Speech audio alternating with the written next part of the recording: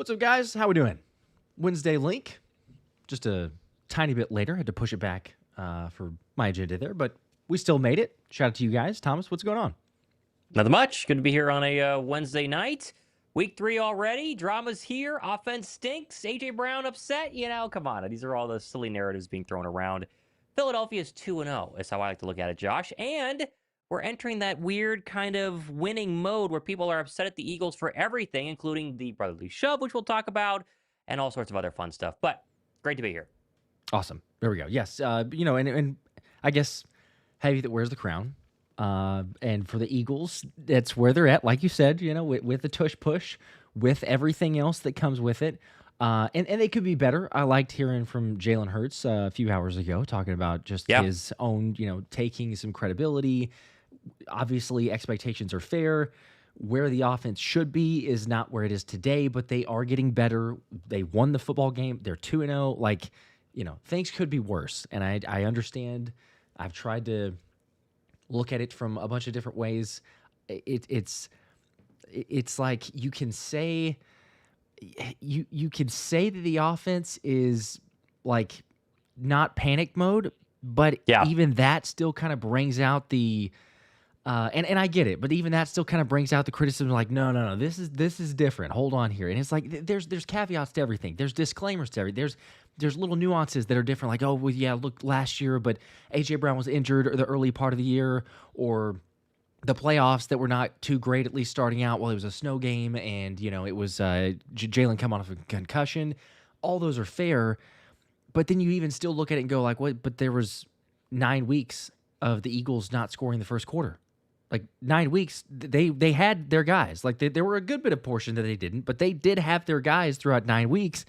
And, you and I, the joke that we were doing every single game basically was like, will we say there was a score in the first quarter at this point? And 9 weeks into it, it took 9 weeks for it to happen. So, yeah, I'm trying to calm and just remain as optimistic as I can, even though, yes, there are weaknesses, there are glaring mistakes, but they'll correct those. They've won. They're 2-0 still. Yeah, I think the whole problem, obviously, is that Philadelphia is loaded, and when you're loaded, you shouldn't be throwing for 101 passing yards. And the problem, too, right now that people are not talking about is that the running game's not being nearly as dominant as it was last season. I mean, Saquon Barkley in that first game versus the Dallas Cowboys, pretty darn quiet. We all acknowledge it was a weird week 1, and Dallas's front four did a lot better than we thought that they would. But even against the Chiefs, who, again, had Saquon's number in the Super Bowl, the running game is not hitting those big chunk plays, those big 10, 15, 50-yard runs that we saw last year that then opened up the pass. And it's very clear right now from watching all the, all 22 film and all the breakdown that all the great people on Twitter have, Philadelphia is getting zoned out of their mind, and teams are daring them to simply just dink and dunk their way down the football field. And that's what Philadelphia is doing. And so on one hand, Jalen Hurts is making the right decision. He's not putting the football in harm's way. But my big criticism I talked about on my show yesterday is the fact that there's no variety in these route trees. And we feel like we talked about this before, and it's not like 2024 had that much more variety, but the current state of Philadelphia Eagles route trees, especially around A.J. Brown, remain very vanilla. And that, to me, is where you can have fair criticism, and Ken Patullo has got to go ahead and adjust. And I hear Jalen Hurts saying it starts with me, and obviously he very clearly is worried about throwing interceptions. That is like, they have drilled that out of him. I don't know if it was him who's decided that, mentally we're not going to throw picks, or if it was, quarterback coach or Sirianni or Kellen Moore last year. We're not going to throw interceptions is Jalen Hurts' entire MO. I just think that we need a little bit more risk-taking and a little bit more variety, and then this offense can be unlocked. Because the good news, Josh, is that despite the offensive struggles last year through really the first 9 weeks, but, the Giant game was week 6 or 7, and they kind of started to figure things out, and the Bengal game, the defense was a problem early last season. That does not seem to be a problem right now. And I think we, in Philadelphia, would much rather what everybody considered was the one side of the football that got depleted in the offseason, that side of the football be light years ahead of the offense early, because eventually we all assume the offense can go ahead and figure things out. So, I mean, we can be upset, and I'm totally fine with the criticism. I think most of the criticism has been fair. But as you mentioned, they're 2-0. And they're going to figure it out. And so it just doesn't feel like we're ready to hit the panic button yet. It would take an ugly win where the offense really lays a duck egg for people to, I think, start jumping ship. That can always happen. But it's going to be hard to keep this Eagle offense from scoring at all because despite the problems, they've been still scoring plenty of points the first 2 weeks. Right. Yeah, you're doing just enough. And as you said, the fact that the Fangio defense is what it is a breath of fresh air. It's that, you know what? Hey, they improved even, right? So now this is going to be a very big test. The Rams come into town. Davante Adams. Yeah. Puka Nacua. I see some comments there already of Adoree Jackson, whether you believe that he got better, whether you believe it was the fact that he played not as great competition, or somewhere in between. Puka Nacua and Davante Adams with Matt Stafford is going to expose anything if they're still there, if there's some inconsistency, and Adoree Jackson was kind of a false advertisement for what we got in week 2. We will know very quickly because the Rams are going to try to take care of that. Real quickly, let me hit on some of these super chats before we get into that too. Appreciate you guys as always. Make sure to drop a like and subscribe. Cup with the 5 says, we're so focused on Kevin that we forget we still got Adoree in the secondary. So good timing on that one and bring up Adoree Jackson. But well, and let's just say Adoree Jackson played a lot better than he did in week 1, than he did in week 2. And the one missed throw by Mahomes, Adoree runs into Quinyon Mitchell. It's like, what do you want him to do? You know, I mean, come on, eyes in the back of his head. Not a good look, but it's like, it's a freak play, whatever. Adoree's been fine. The defense as a whole, Josh, has been really good. I mean, Drew Makuba was supposed to have some sort of ramp, you know, like he's going to start slow and then slowly start to get better and better and better. And it's not like he just, you know, the ball found his hand because Travis Kelce couldn't catch it on Sunday. He made play after play after play. That third down stop, or was it third or fourth down stop of Hollywood Brown across the middle, where he's man in the slot on the other side, has to weave through traffic and then make a tackle and not let him get 1 extra yard. He looks really, really good. And so the fact that this defense is already firing on all cylinders, plus DariusSmith, who looks incredible, plus Josh Uche, who's been unbelievable, it's scary. And you just mentioned it, but the Rams are going to be a fantastic test for this defense because they block well up front. They have the ability to run the football, and they have the 2 of the best receivers in the NFC. And most really good quarterbacks who have retired will say, talking about Tom Brady, that Stafford's probably the best pre-snap diagnosing quarterback left in the National Football League right now. You're gonna have your hands full. I mean, they're going to both times too. You know, like they answered the call, obviously, but both times in LA, that was kind of over almost before it started, right? Like that was just like, okay, take it to them. The playoff game, closer for a while, and then it was like it felt like it was gone or out of reach in a good way for us, obviously. And then the last second heroics and, you know, almost let down from the defense, and then hold on, Jalen Carter and all that. They did enough. They got the job done. But you know that there's some extra, like, they want to prove a point, and you've seen it, you've heard it around the media, you've seen it, you've heard about them talking about it as soon as the schedule was released. It's like, oh yeah, just wait, you know, week 3, yeah, we're going back to Philly. Fair. You know what? Philly's got the target on their back, as we've said, against every single team. You win the Super Bowl, it's heightened. It's even more. Now, that's, you know, at the same time, a privilege because we are in that spot.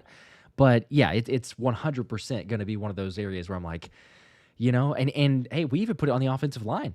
Like, we talk, there's a lot of areas we can go, and I'm going to get to the other super chats as well, so appreciate you guys. But, you know, hey, mention Adoree Jackson. Yes. I mentioned the offensive play calling. Mention A.J. Brown's routes. Mention the running game.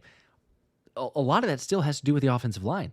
And, you know, we give them credit when they deserve credit. And there's also some criticism that is totally fair. Landon Dickerson, look, he tore his meniscus. He had surgery 4 weeks ago, whatever it was, 4.5 weeks ago.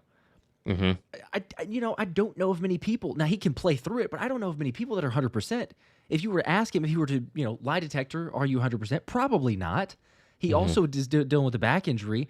Chris Jones is a beast to begin with, but Landon Dickerson got worked. And so you're just wondering, like, okay, you go into this Rams game, and Philly struggled with them in the playoffs, and we call it what it is, but Philly struggled with them, gave up a lot of sacks in that game. I'm just curious now, are they going to have some issues? And with the run game, do the Rams say, no, we're gonna try to take this similar blueprint we've seen from teams? If there is a blueprint of sorts, obviously teams are still kind of figuring things out and running different, you know, schemes and whatnot for each game, and try to make Jalen Hurts beat them? Or do they say, no, we're gonna stick with what we've done previously? And in that instance, then you would say, well, okay, so Saquon hopefully will have a better like over 100 yards, a 5.0 average per carry, because he's been very good against the Rams in the past. So I'm looking forward to it. There's tons of different areas that we can look at this matchup, but to me, I think it's extremely exciting what goes on with the trenches, and seeing how they've battled on both sides in LA the first time last year, and then obviously in Philly for the playoffs as well. Yeah, I do think that playoff game is hard to use as your not necessarily your fuel, but as your game plan for this one, right? Like, I think the Super Bowl is the same way. I think Philadelphia, you got to throw away a lot of the Super Bowl tape against the Chiefs, because this year's Chiefs is very different, and you knew they were going to mix things up. Hence why you saw Spags blitz the most since he's done for 2019, and Vic Fangio blitz the most that he's done in a long time. And that Rams game in the cold, in the snow, was a very strange game. Couple of odd fumbles. Jalen was hurt virtually the entire second half. He could barely move. That's another factor people forget about. So I don't know how much we can take from that game, and it makes me wonder what we're going to see on Sunday defensively from the Rams. Like you mentioned, do they sell out for Saquon? Didn't do a good job against Tony Pollard last week. He had like 95 yards rushing on 20 carries. Or are they going to do what everyone else has done so far, and that is send zero blitzes after Jalen and play coverage on the back end and, make him beat you dinking and dunking instead of throwing over the top? I don't know. It'll be very, very interesting. Yeah, and it's a pick your poison. And I think that's where the Eagles are at right now as well. I mean, it goes back to Kevin Patullo. Christopher with the 5-bomb here says, is it just me or is anyone else hoping the Colts fall apart? We bring back Shane Steichen as the OC. I know we're 2-0. Not looking like it. I know the D is better, but 23 vibes. The million times that we see and hear and, Brian Johnson similarities and 23 vibes and all this other stuff, I get it. There is a part to this, though, I think, of Kevin Patullo even. You're getting teams that are trying new things. Like we've seen the zone coverage that you talk about. That's not, yes, the Eagles had some, but not to the extent that teams are doing it right now. So all things considered, you take away the fact that Kevin Patullo is a new offensive coordinator, there would already be adjusting. There'd all be like, whoa, this is not exactly the look we got before. Sure, because teams are trying to figure out how to stop the Eagles. Then you add in the other element to it, which obviously comes into play every single time you talk about it, but Kevin Patullo is a new offensive coordinator. He's trying to figure this thing out. So it would be probably a little bit more difficult, which is why, again, I'll say no one's wrong. And I know you're the same way. We were just talking about this, but no one's wrong to criticize and say with all the weapons that you have that you shouldn't be better. The Eagles should be totally better. Agree. They should absolutely be more efficient yes. as much as they have. But at the same time, it's not in a level of panic. It's not in a level of like, oh my gosh, doom and gloom. Wait for it. This is 23 and everything else. Because to me, the guys have been through this. There's a lot more of the leadership going on. We're not seeing the same things that we saw previously, because even if you go back to the very early stages of 23, man, Jalen Hurts was frustrated, like very frustrated, even on the wins, even on the way. You go back and watch those press conference clips and everything, very frustrated. Did not want to be there. It was maybe trying to prove too much. I don't know what it was, but the vibes are different with this team. So that's what I'm saying. Like, let's just give it a little bit of time. We're going to be all right. It may take a couple more weeks. They're getting the wins. And, not to get ahead of ourselves, but Anthony and I were talking about this on the live stream last night. It's like, if you could take care of business against LA, you could go to Tampa. I know that's going to be a difficult one. They got their own injuries and things they're dealing with, though. And you get that one. 4-0, you look at the rest, the schedule for the next 3 or 4 weeks after that. Denver's no slouch, obviously, but like, there's a way to kind of go through this thing and be like, man, it's very possible you get through the next couple games that you could be looking at a 7-1 start into the season, going into, I guess that'd be the Packers game, if I'm not mistaken. I'm looking at the schedule, but somewhere in that area. So not too bad, all things considered. Deontay with a 5. Appreciate that. Man, we're good. It's been 2 weeks. We're going back-to-back. Calm down. Hurts is him. Smith is him. We do need better routes schemed up. Yep. Yeah, I think that basically sums it up. Better routes schemed up. And I will say this, Josh, to your previous point. I'm not saying I want close games. I'm not saying I want Philadelphia to be challenged a little bit here. Oh, yeah. But I do think that the NFC Championship game and Super Bowl version of Philadelphia, where they're dropping 55 points and blowing out good football teams, is an exception and not the rule. I mean, that those two games have really covered a lot of the sins of the 2024 year, where they had struggles at times, where they lost football games early, or the offense wasn't producing even mid to late. I mean, I know they started to really rise up there towards the end, but I think that a lot of Eagle fans, myself included, watched those final two games where we saw them at 100%. I mean, it was peak Philadelphia Eagles, and we went, that's got to be the standard. And it's going to be very, very difficult to duplicate that over 17 weeks. Now, they should hit that at some point. They should blow somebody out in that exact same fashion. But even if that doesn't happen for a little bit here, maybe it wakes up Philadelphia just a little bit to the fact that they go, okay, we're not going to go 18-0 and win, and, put 55 points up every single week. We're going to have to work a little bit harder. And the fact that they have so many new young people, Moro Jomo, who didn't play a lot last year, playing a ton this season. Obviously, Uche, DariusSmith, not young, but new. And then, of course, the two rookies, maybe it'll let them not buy into the Kool-Aid as much or start drinking the Kool-Aid as much and really lock in, and will be better for it down the stretch.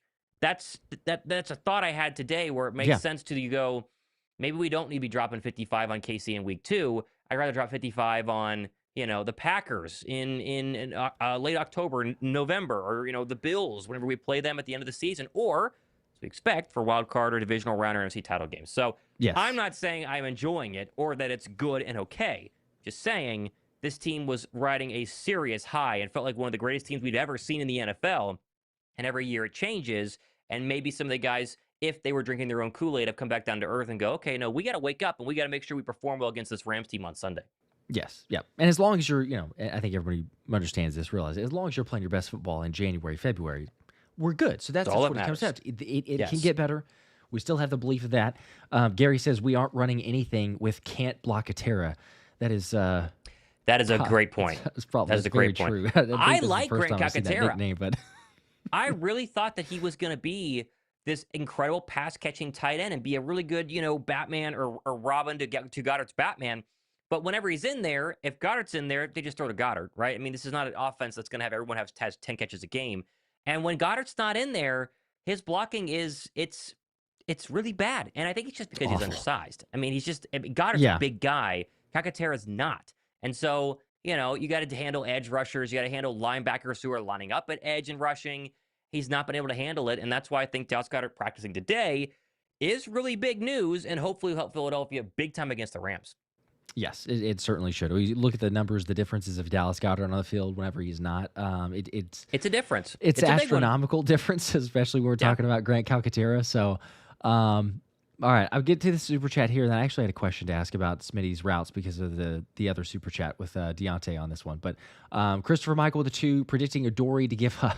It's already given up on Adoree, but predicting Adoree to give up 5 catches for 150 yards and a touchdown.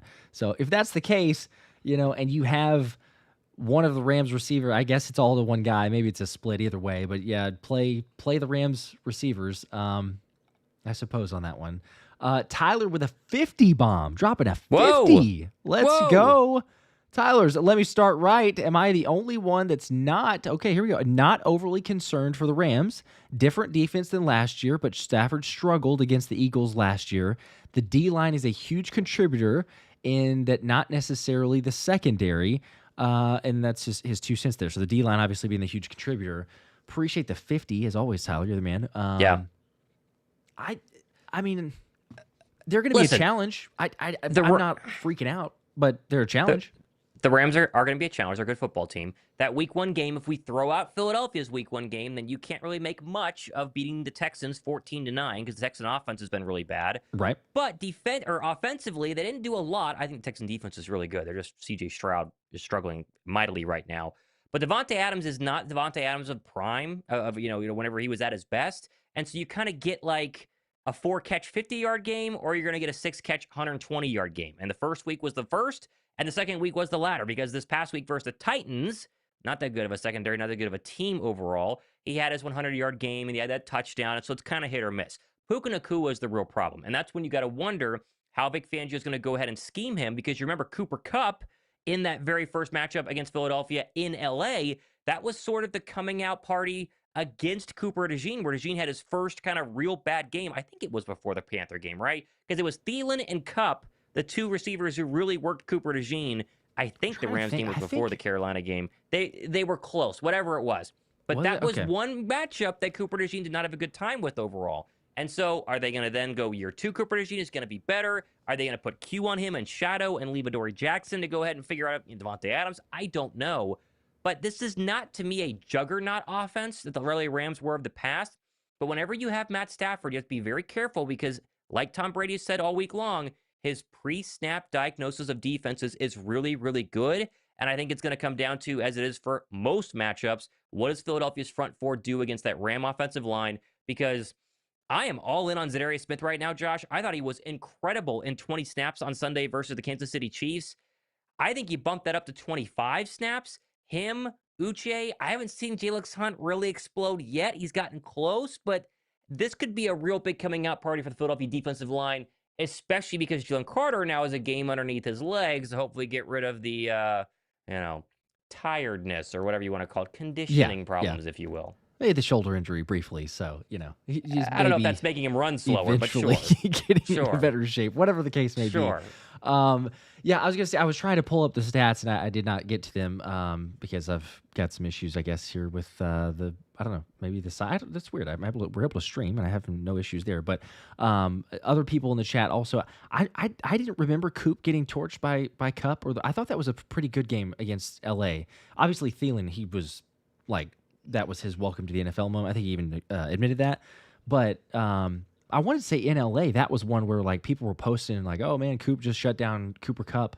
I thought Cooper Kupp had a good game in that one. Let me look. By the way, it was before Carolina. So LA was week 12. Okay, yeah. Baltimore week 13. Carolina was 14. We're looking here. Okay, yeah. I thought Cooper Kupp had a really good game in that one. Cooper Kupp was 8 for 60, and Nakua was 9 for 17. Okay, well, I got to go back and see how many of those were on, whatever. By the way, A.J. Brown was 6 for 109 in that game. A.J. Brown has done really well against the LA Rams. Was it a touchdown, right, also? Yes, he did catch a touchdown in that game, yes. So, I mean, could we just get one of those?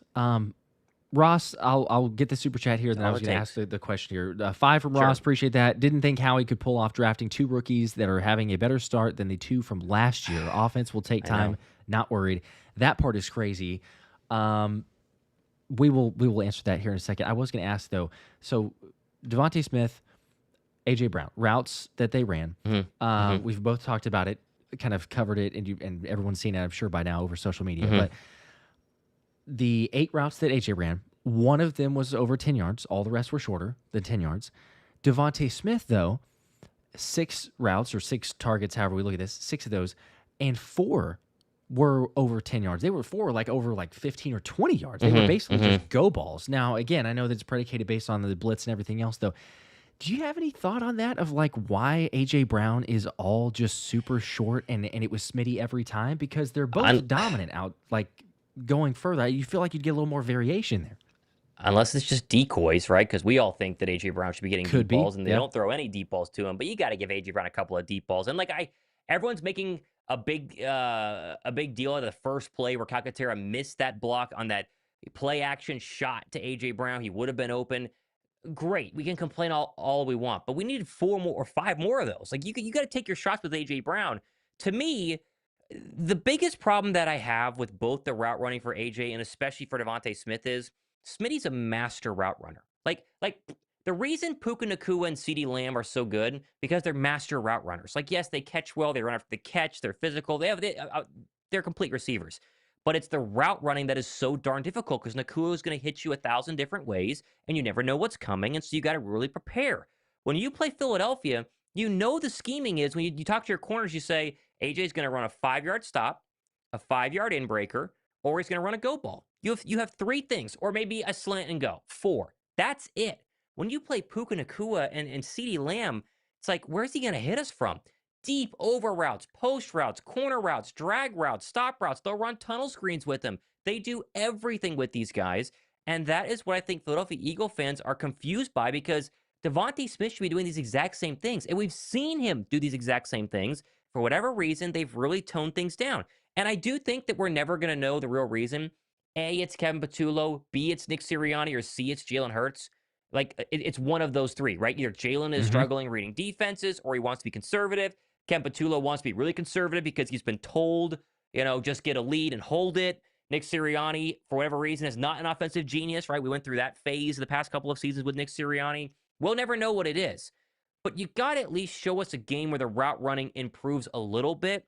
I'd almost rather see that and the offense really struggle just for me to go, okay, they tried it, it didn't work, and then they go back, versus doing the same thing over and over and over and over again and hoping that your defense can hold on and you squeak out a 3-point win at the end, right? So, yeah, I don't know. Completely. And that's the thing. I'm fine with criticizing. I'm totally fine. And by the way, A.J. Brown did not look happy in that post-game press conference versus the Chiefs. But A.J. Brown understands that he's at a point in life where he's gotten his paychecks, he's won a Super Bowl, and they're winning. And so he can't come out and, throw a little shot at the offense like he's done in the past. I have no problem with that. I think that that's fine. It's what receivers do. But you can tell he's not happy. And so why don't we just have a game where we try and make him happy? Rams are missing one of their top cornerbacks this week. Let's try and open it up a little bit here. I think it'd be totally fine. Yeah. And I would just say this too. It's a completely fair point with those routes. The fact that teams have gone so heavy on zone coverage at this point. Yes. I mean, I know that it's basic. I know that there's elements of like, oh, is this Sirianni's offense? Is this Kevin Patullo's? Is this back to 23? Everything. I mean, 23 was, we basically don't care what the opposing defense is going to call. Right.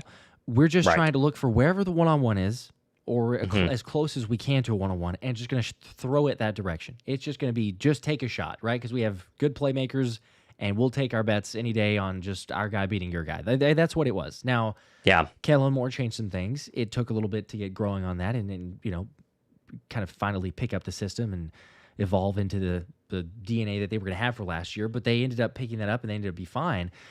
But I am just curious because if they're going to continue to have zone coverage, or they're going to have defenses run zone the rest of the year, I don't even know. I mean, route wise, right? Like there's certain ones that sure it's better, it's more advantageous. But how many times is it like attack the middle of the field? You should, because if they have to start, if any other quarterback is playing against us, right? Like when our defense, when Fangio runs zone. If it gets beat, it's usually like, well, there's, over the middle, okay, tight end or wide receiver, cuts across, stops right in the middle of the zone, finds a space, and that's it, right? Completion. It's non-existent. I mean, to your point there, it's like you're going to have an out route maybe, you're going to have a comebacker, but then, okay, they got zone, so you're not really throwing that one either. We had a few slant routes that AJ got thrown to, but, I mean, he was about to, 10 years ago, he'd get lit up because there was a guy right there in his face as soon as he's catching the ball, so... It seems evident. Hopefully they're working on it, especially if they're looking and saying, like, okay, guys, you know what? This year we might see a lot more zone. So middle of the field, maybe we could do that. Dallas Goedert, yes, makes a huge impact. That is another area. We totally understand that point too. But once he's in there, Jalen took some more of those against Dallas. We'll say that Dallas for Dallas, but kind of the blitz beater and the zone beater because he caught so many over the middle. You just need that security blanket, whether it's Dallas Goedert, whether you just say, look, ask Smitty or AJ to go over the middle more. There's ways to beat the zone. I think it's just unfortunate that they're kind of being, so stagnant. Well, and if you want to stop them from playing zone, then have your zone beaters burn the zone and run the football well, right? As soon as you run the football well, then it's very hard to play soft zone the entire time. They can't play coverage whenever Saquon runs for $120. So, there are ways to do it. Just got to do it. Force them to change their game plan. Force their hands. Yep. Ross, yes, though, with a 5, 100% correct, though, about the 2 rookies being better than some people would argue that. But at the same level of Cooper DeJean and Quinyon Mitchell so far starting. Could be better. You could say that. They've really made They're better through 2 games. I mean, Cooper DeJean didn't exist for 6 weeks. Yes, in terms of year 1, right? Year That's 1 fair, rookies versus year 1 rookies. Right now, Quinyon Mitchell's playing at an incredible level, right? I mean, come on. So is DeJean. But I'm talking about through 2 weeks last year, we did not mention Cooper DeJean's name in the Ram game or the Green Bay game, right? And then even when he came back, it wasn't until he had that tackle of Jamar Chase that we really all said, oh, Cooper DeJean looks pretty good. Yep. And Q just basically wasn't thrown at him a lot last year, but he still was not as dominant as he is this season. Campbell and Makuba through 2 weeks have been maybe the 2 best defensive rookies in the NFL. They've been unbelievable. And so that's true. I mean, Q did have the big night in Brazil. Yeah, I mean, the opening night against the Packers. So he did have a good night in the opening night against the Packers, and then people stopped throwing his way, and it was like, okay, what are we doing here? Because he was barely targeted in the Ram game or in the Saint game. Yeah, that's true. Yes. Gary with the 2 more. I saw the comment before you sent the super chat, so appreciate the super chat. But yes, have we cut can't block a Terry yet? Haven't cut him. They can't cut him. He's staying on the roster because they have nobody. I mean, and Goddard's, He's good for a couple more injuries. So yeah, they you got to can't have necessarily do it. Yeah. one of those. John with a 5. I'm a huge Nolan Smith fan. Let's go. Where'd you get that shirt? Can you stand up so you can say, oh yeah, here you go. Here's the shirt. Nolan Smith. Where did you get that shirt? It's on Nolan's site. It's just his own personal shirt. So yeah, I think it's like Nolan Smith Foundation, or if you type in Nolan Smith T-shirt, I'm sure it'll come up. But like NolanSmithFoundation.org. Nice. But yeah, go rep Nolan, support the cause. It goes to his foundation also. So it's like a 2 for 1. Shaq with a 2, irrelevant, but shout out to the Phillies. Congratulations. It's not really relevant, but yeah, shout out to the Phillies. Yeah, they got it done. Alex with a 2, always wanted an offensive coordinator from the Shanahan tree. Yeah, how many are actually available right now, or that are in the league? Mike McDaniel. Which, by the way, I'm sure you've seen all these, like, hey, Mike McDaniel, the next offensive coordinator, right? Goodness. Because of how the Miami start's been going on. Well, he's going to get fired, yes. He will. But, I mean, the whole problem with Mike McDaniel is like, is he a genius, or did people just figure him out? Because he had like a little tiny sliver of genius there, and then no more genius. So I want to change Steichen, but the Colts look fantastic. They're the only team that hasn't punted so far through 2 weeks. So that's insanity. But let's just give KP. KP doesn't sound like an idiot, and this is not. I'm not trying to be mean to Brian Johnson, but when Brian Johnson would lay an egg in a game, and then we'd listen to him the Tuesday after, it was just like, oh my gosh, it's like nails on a chalkboard. I just couldn't stand the guy. I listened to Capitullo yesterday, and I'm like, this guy sounds like he gets it. Like, it sounds like he understands, and it sounds like he's got thick skin because he knows that there's a lot of criticism. He doesn't care. They're winning football games. They're looking into stuff. Like, I'm a huge Kevin Patullo guy. I think he sounds like he knows what he's doing. Does it actually mean he knows what he's doing? I don't know. But it's very hard for me to believe, Josh. You could be a guy on this staff heavily involved with the offense for the past 4 seasons. Watch Brian Johnson. Understand why Brian Johnson got fired. I mean, external pressure, internal pressure, combination of the two, and then duplicate it whenever you get your chance. I don't buy it. I just think there was probably a memorandum from the top, Sirianni or someone else. Let's be conservative early. Make sure we get all of our I's dotted and T's crossed. Then we can open things up. And that's my hope, is that we're where we're at here. They wanted to make sure everything's good to go, and then they'll start opening things up. And so far, they're 2-0. I don't know. Just a guess. Somebody, and it may be Sirianni, but somebody saw the stat of Nick Sirianni's record when the Eagles win the turnover battle, and then they just said, we're not turning the football over ever. It doesn't matter how conservative we need to be, we're not going to turn the football over.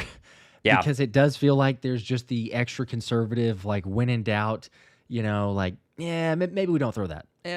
Let's hold on. We'll live to fight another day. Now, the beauty is, the glass half full, the optimistic way to look at this is we have a dang good defense. So it's way different than 23. People drawing similarities, parallels to there. It's way different. But again, it still goes back to the very early part that we talked about here. It doesn't have to be an either or. It could be both. It could be, hey, we have a very good offense and we have a defense that's playing incredibly well. Like, it's not that we're expecting, as you were talking about a second ago, Thomas, about the blowing teams out, right? Now score 55, blow teams out by 40, whatever. But you still could go in and be like, yeah, it's a very realistic possibility that the Eagles offense scores 30 a game and the Eagles defense holds the team to 17 or 20. Like, you should beat most teams by 7 to 10 points every single week. Yeah. Like, I don't care what the spread is. If the team plays up to its potential, that's where it should be. But, they're figuring things out. They're adjusting. They get it. They obviously hear the noise, but I think they do understand, and there's some self-evaluation there. You have too many good playmakers. It's not going to cut it. Like, with the guys on the roster, it's cutting it to win games so far, but no, we're not going to go into like, oh yeah, you scored 20 points against Dallas. Okay, you scored. Like that's just barely getting, or 24 points and then 20 points. That's just not going to be enough. So, as you said, I'm believing in it. I think they're going to make the adjustments. We will see, obviously, but there's lots of emotion, which is understandable. What is funny, by the way, if you do think we're going down the 2023 route, you do realize it took like 14 weeks for that to fully be recognized, right? Like, I mean, it's true. I know they lost to the Jets early in that season, but Philadelphia was winning a lot of games, including that Sunday nighter against the Miami Dolphins. They beat the Bills that year as well. Like, it took a while for the wheels to fully come off. And so we're sitting here at week 2 being like, oh, what's going to happen? Yes, yeah. There's a very real scenario where Philadelphia is going to be sitting there 10-1, and then it'll be like, are they going to go on a run like they did in 2024 or a negative run like they did in 2023, and then we figure things out. But that's months away, which is nuts to think about. It is, but that's actually a great point because you think about this too. Look at the schedule for the Eagles. If, and again, this is total hypothetical, but if we're going to go down this route of 23 and there's some similarities, look at the schedule for the Eagles. The team, the first one on the schedule that I would legit say there's a chance to, if it's going to be the similarities, like the 49ers exposed the Eagles, would be the Packers. Because you're at Lambeau Field. You've seen what the Packers have been 2 weeks into the season. Prime time, all the other stuff there, yes.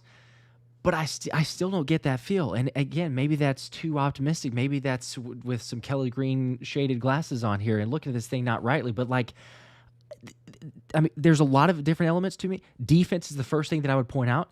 This team has a defense. They are physical. They're not going to get pushed around. They may lose a game. I'll be shocked if we're undefeated this season. I think everyone will be shocked. Most people, shouldn't say everyone, but most people will be shocked if we're undefeated. But I will be shocked and surprised if we have a game that plays out anywhere close to what the 49ers game did, because that game, the team just rolled over. They rolled over and cried uncle. It was like, nah, we don't want to be here. We don't want to be physical. We aren't going to compete. That just is not the character of this team. So I'm with you. If we were to lose to the Packers, it would, every loss is defeating. You hate it. But it's not one of those where I'm going like, I would expect us to get beat by 20 points, to the Packers. Right. I don't know. I feel like most people are. There's some people dub saying Packers don't even scare him, which, all right, hey. Okay. I like the confidence there. I do think that they're going to be one of the prime front runners that you're going up against this year once we get to the playoffs, no matter what happens in the regular season. But Jay Crit with 5, Unleash RPO Hurts Magic. That's what made Hurts special in 2022. MVP Hurts. That's a good point. They haven't really run any RPOs yet, have they? I haven't seen. I have seen hardly any. They had that play one action hardly. Yeah. You know what's even worse than the route running right now? It is the predictability of the fact that when they get in the pistol, it's almost a guaranteed run. And when they get in 2 tight end sets under center, it's also a guaranteed run. And so it's like, that's where you go. Like, we have got to do something, because if you and I can figure it out, Josh, if we go, pistol, that means run, and then they run. Yeah. I think defensive coordinators who spend 90 hours a week game planning for you get paid millions of dollars. They probably figure it out. It is crazy. It's wild. Every single 2nd and 6 or shorter, or 3rd and 6 and shorter, under center or pistol formation was a run. 100% of the time. 100%. 100%. You would think, again, like I think of like other instances where you would just like luck into a pass, right? Just like accidentally. We passed it on that down. But somehow, people are like triggered here by pistol as well. So, but they're like, they are. They're absolutely telegraphing it. Kevin Patullo said this as well, and I think that it's been beaten to death, but at the same time, it's like there is some truth to it. There is some validity. They need to shake up the tendencies, but tendencies in themselves are okay, just not to the extremes that the Eagles have them on. If they could get it more to like 70%, something like that, probably a better happy medium. At the same time, though, having those tendencies, and we saw this, Kellen Moore talked about it. There was a video that happened, I think it was after the NFC Championship game, if I'm not mistaken, but there was a video of Kellen Moore and someone doing like the similarities of plays that they ran from like week 7 or week 8, and then they ran it again in the playoffs because it was set up to use it that way. And it's like, well, obviously he's setting it up to, or he planned it, but it's genius, because you go 7 weeks ago and say, they ran that look and always ran in that look, so of course it's going to be a run. Once you get to the playoffs and you go, gotcha, play action, big shot, but score. I know. But I know it's not for week 2, funny. Right? I know. Little early. But then you got to wait 16 weeks of this, and then it's like, here it is. We fooled you. It's like, okay, all right. Yeah. Well, yeah. I guess that's eventually set people up, but it does need to be better. We're not totally there. John with a 20 bomb. Appreciate that. Let's go, John. You're the man. Just a support super chat. You know how we do. Oh, go wow. Birds. Okay. There you go. Thank you for that.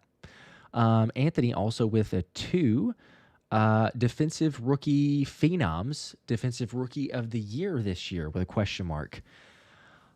It's possible. I don't know who else is in the running right now. Let's see. NFL defensive rookie of the year odds Right now, I think Jihad Campbell was second, wasn't he? Or am I totally off on that? Abdul Carter, Shamar Stewart, and then Jihad Campbell. Okay, third. So he Okay. is plus 750 at different sports books. Well, the question is Makuba even? Yeah, Makuba is way down there. He's like 20th. He's plus 3,500. So, but Wow. I mean, listen, Abdul Carter and Shamar Stewart are the other first 2-round pass rushers. And Jalen Walker and James Pierce are in there as well. But yeah, he's up there. He's up there right now. The problem is that Rookie of the Year is normally a stat thing, right? I mean, most of those are kind of stats. And so, like, Campbell doesn't have a sack yet, doesn't have a pick yet. He would need to kind of pad those flashy stats to give a real shot to go ahead and do it, because it's not just because he's playing well in the All-22, and we know it, the entire voting NFL people need to know it as well. And you get that by having stats that actually get people to watch. And so I think he has a real chance still because we're in week 2. But as of right now, that would be why he would not be number 1. I was going to say, he'll have some opportunities. So, he should. He can make some. He should.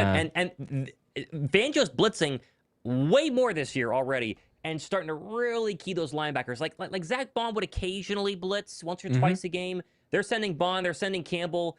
They're mixing things up a lot early on. It seems like this whole evolution of the Vic Fangio defense has just reached phase 2. Like, the entire last season was just phase 1, and then the playoffs was phase 1.5. Like, phase 2 is a lot more exotic than we've seen. Yeah, he got 2 Zach Bonds, so now he's he basically you can tell he's excited about it. Every time that he talks about him and everything, it's like, we got something extra planned. So it's not a bad world to live in. All right, let's see. I think I had. Oh no, that was the last super chat. So okay, got to that one. Yeah, I think just the other part for, obviously we talked about different matchups and everything to keep an eye out for. Obviously with the cornerback news, Ahkello Witherspoon is not starting. He's not playing. He broke his clavicle, so the Rams are going to have to go elsewhere. An opportunity potentially for the Eagles to have their passing game somewhat show up. I mean, again, it should have already been present, but if you're looking for an opportunity and you see the matchups there, it kind of bodes well for both A.J. Brown and Davante Smith.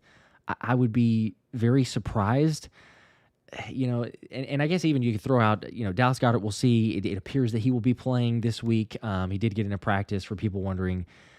But then, the Jahan Dotson factor, that one's weird to me because he didn't play as many snaps in week 2, and I don't know if that was just like a look that they were getting. They didn't like. We didn't get any reports of him being like an illness on game day. Sometimes that happens, but there were no reports of that. It's just kind of odd. You assumed that the over 10 yards on his play would be like an automatic lock, and here we go. Just it took Hasn't 1 been. week for him to be like, this is the automatic. Mm-hmm. And no, we're back to how Jahan Dotson was.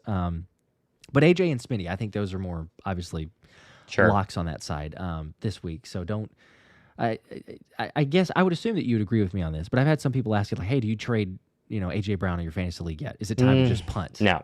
Okay. You can't trade anybody because, listen, I have Brian Thomas Jr. and Ashton Genty, and you just can't trade those guys yet because it's coming. Like, when a big A.J. Brown game is coming. And I do think the Rams are a very, very good option for him to have that big game. No Ahkello Witherspoon. Emmanuel Forbes is one of their starting cornerbacks. They're going to go with Darian Williams, I think, is the other backup who was a healthy scratch last week.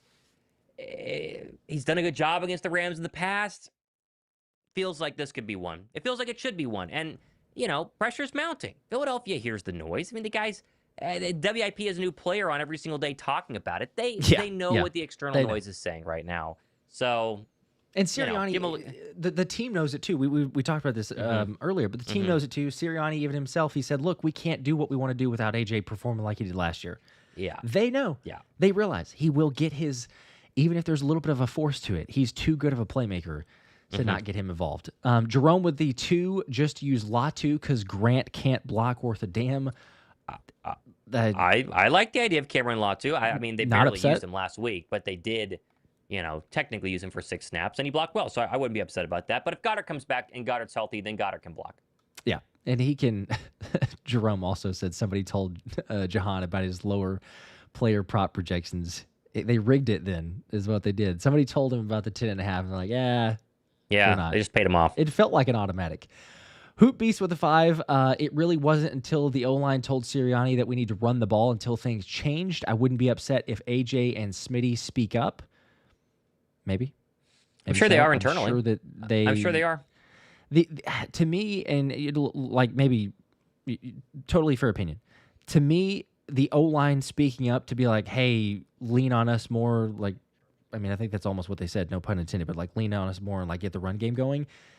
It feels a little bit different than a wide receiver being like, hey, throw me the football. That one's like so blatantly obvious. I could be wrong, but Nick Sirianni already said it, as I mentioned on the interview that he had recently, and I mean everyone knows it's AJ Brown, it's Davante Smith. Like if they're not getting targets, if they're getting one target one game and they're getting 30 receiving yards another get, like they understand. It's like yes, we absolutely have to give them all.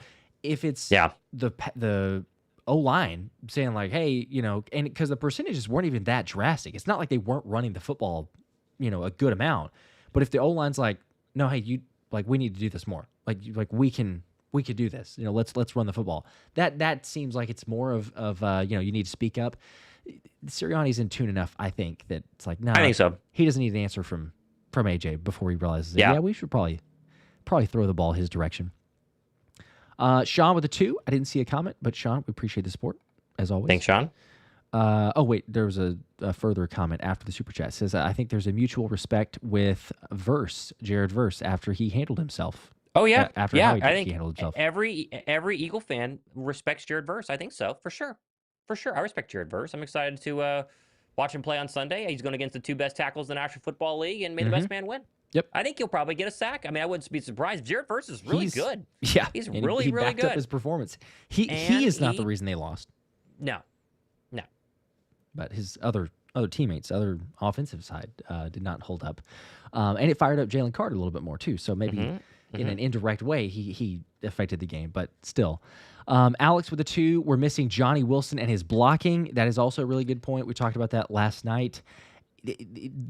I'm telling you, I believe that is a bigger element there than some people would give credit to, because Thomas, I'm telling you, Johnny Wilson is the for the running game, right? He would be on the field. Say you take out Jahan Dotson, right? Because they didn't have Jahan Dotson on those plays sometimes. It would be like John Mechie or Darius Cooper. Now, all credit to those guys. They could do as good as they can. They don't block like Johnny Wilson. Johnny Wilson is another tight end on the field and not a Grant Calcaterra blocking. That is one of the best blockers on the field outside of an offensive lineman. So when you line up in 3 wide receiver sets, kind of put a little pressure on the offense or on the defense to at least, maybe spread it out, see what they're going to do. And if Johnny Wilson is crashing down and blocking or taking out a linebacker, I'm not saying it's like, oh, Johnny Wilson would have automatically been breaking out and Saquon's running for 170. But I do think that is an undervalued or underrated aspect of losing Johnny Wilson. And yes, it's affecting some of the run game. Maybe. I don't know. I mean, I'd have to go back and analyze the big Saquon runs and see, was Johnny Wilson a factor in it? Was he not? I think they can still run success without Johnny Wilson on the football field. Sure, they just gotta, figure things out. So yes. I see what you're saying, though. But I mean, we were there at camp, and you could tell Johnny Wilson was a part of their plans. It was a very big part of their plans. He's a big boy. So he's a very, very big boy. So, Yeah. More Cazador with a 2 says, hope they try to get Darnell Washington to help. Darnell Washington's cool. The problem is that he's not that good. He just is good for like one, fade route layup in the end zone because he's like 7'8". So take him for blocking though. I would like Kyle Pitts. I'd love to throw a 5th round draft pick at Kyle Pitts and just see what happens. The Falcons, if they keep winning, will not do so. But I would like Kyle Pitts, but that's not going to happen. Yeah. Well,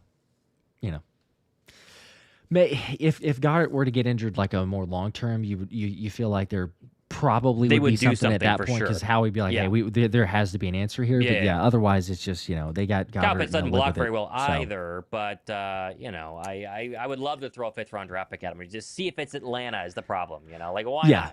Yeah. And there's been some rumored interest in the past, but just not to the extent of trade value or anything like that. So we'll see. Yeah, Saquon Fanatic says draft a tight end next year. They will. You thought you'd do it this year, quite honestly. They but will. This next year has to be, especially because nobody else under a long-term contract. So there's got to be some sort of answer there. Okay, I think that was the final super chat. Anything else as far as just matchups, things that you're looking for? I don't know if you're ready for a score prediction yet. If you've gone that far, I'm not about it. But, yeah, okay. I mean, you want this to be the breakout, like 34-20, but I don't think we can say that yet until we see it. So I think it would be like a 24-20. I think it'd be close. I mean, I think the Rams are legit. I think Philadelphia could lose this game. But I think Philadelphia could have lost this game on Sunday, and it should have been a 10-point, if not bigger, victory had it not been, the late garbage time touchdown deep to Tyquan Thornton. So I think Philly wins this game, though. I mean, it's going to be difficult, but you mentioned if they get through this game, and then the Bucs the next week, Denver, Giants, the Vikings are mixed in there. It's a lot easier than we thought it would be for that little stretch. And so if you can go 4-0 or 3-1, you'll be looking pretty good. But I think they win. Take it. 21-20, 24-21, something like that. Okay. If that's the score, though, I don't know if that's enough offense to get people to, I know. to be excited about it. Even as, 31, like the 21. Rams. That'd be fun. Sure. Oh, yeah. Would be very fun. I think we'd all live very happily with that one. It's very happily. Be some sort of score. But, yeah, I think it's 4.5, if I'm not mistaken, was the last time that I checked, I believe, for the line. So that's a decent favorable, for the Eagles. I know 3 points is roughly for the home team. But, I haven't fully thought through my score predictions either, but I'm probably somewhere around where I've been actually the first 3 weeks, quite honestly, but probably like a 27-20, something like that. So yeah, we'll see. I think that does it though for us. So feel free, obviously, to let us know your thoughts. Debate it out in the comments section. Everything else, people watching this thing back, more videos to come, more news and everything else, and also a video that I'll drop here in, I don't know, as soon as I can get this thing up and posted. So maybe 30 minutes or so, but stay tuned for that one. But appreciate you guys. As always, we'll see you. Go Birds. Go Birds.